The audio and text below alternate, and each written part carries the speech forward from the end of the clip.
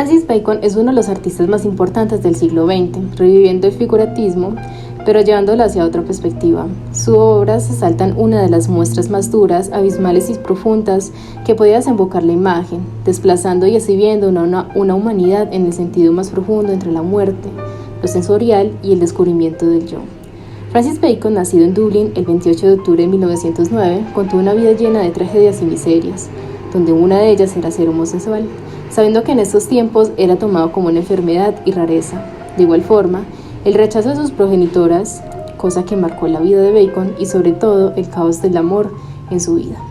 Su obra altera el estilo de su tiempo, que era el expresionismo abstracto por uno más figurativo.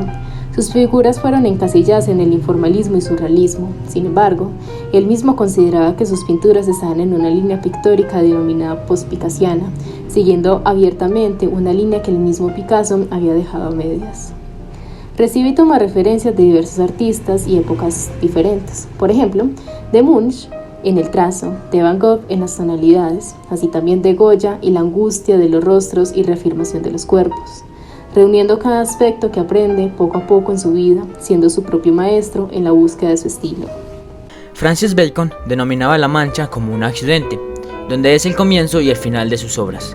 Sin embargo, si uno cree comprender el accidente, automáticamente se convertirá en una ilustración, debido a que la mancha siempre se parece a algo.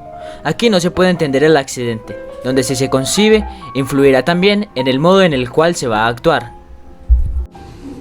En sus obras más conocidas fueron justamente 3 estudios de figuras al pie de una crucifixión hecha en 1944, obra que está basada en la figura de la furia, presentadas como 3 criaturas antropomorfas deformes sobre un fondo naranja. Esta obra es muy significativa, ya que fue como una de las obras que mostró al público, ya que antes de esta, toda obra que Francis fabricaba la quemaba. Entonces ya cuando hizo este tríptico fue una de las primeras de las cuales los mostró como al mundo. También pues mostró 2 figuras, que es de 1953, que se observa las formas y la representación de violencia que se ejercía como tal en la vida amorosa de nuestro artista. El estudio del retrato del Papa Inocencio X de Velázquez fue realizada en 1953. Es un claro ejemplo de una obra detallada, contando con alrededor de 40 versiones, transformando algunas líneas pero conservando su postura.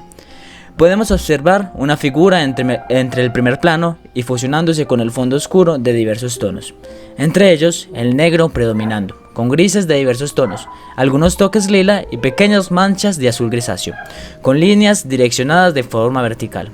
Su vestimenta consta de 2 capas, la primera de una sonata completamente blanca y por encima una media capa de color violeta eléctrico igual que su monete. La figura contiene una cara con rasgos exagerados y deformados, con unas gafas redondas casi imperceptibles entre todo ese movimiento. Se observa de igual forma su boca abierta, muestra la mayoría de sus dientes, su cara contiene unos tonos morados grisáceos y sus manos casi blancas. La figura reposa en lo que se puede observar como el trono papal, constituido de colores amarillos, donde su espaldar es casi imperceptible y se logra mostrar unas pequeñas cruces en la parte posterior de la silla. Sus brazos reposan firmemente en los costados, con este mismo color. Existen unas líneas curvas que se posan detrás del protagonista, rompiendo el movimiento vertical. Asimismo, en la parte inferior del cuadro hay unas líneas diagonales, con los mismos tonos que se ejecutaron en el fondo. La figura se encuentra encerrada en un complejo movimiento de líneas bruscas, con fuertes texturas del pigmento y las grandes expresiones que brotan del hombre plasmado allí. La obra está inspirada en una pintura del famoso pintor barroco Diego de Silva de Velázquez, en el año 1650. Aquí observamos un papa poderoso, combinado con una vestimenta elegante y con dominio, posicionado en media cintura, girado un poco hacia el lado derecho. Abarca una actitud regia, despótica, divina, pero sobre todo realista. Sujeta una mirada intimidante, formando entre él mismo y el espectador un ambiente de tensión, reflejando ese centro de poder y al mismo tiempo consigue captar esa vitalidad e inocencia.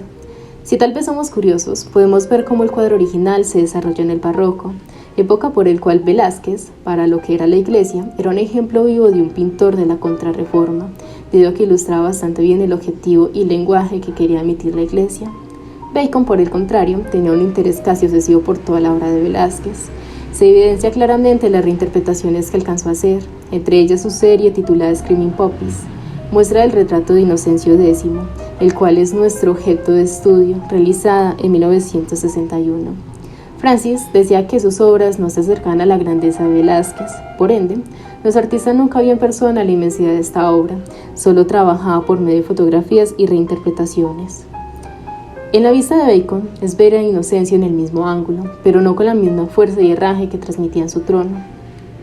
Esta obra muestra el contraste con la pintura original de Velázquez, un paso entre el poder y el miedo, ese sacrilegio de desnudez y parálisis de dolor que combina los traumas y experiencias de las cuales ha vivido Francis Bacon. Podemos decir que la mente de nuestro artista quedó afligida después de la Segunda Guerra Mundial, sus problemas de salud, el desamor y el nivel tóxico de violencia que alcanzaba con sus amantes. Todo ello se representa en sus líneas, tanto es que sus obras llamaron la atención inmediata de un público y una crítica que no estaba acostumbrada como imágenes tan fuertes y exquisitas que Bacon fabricaba.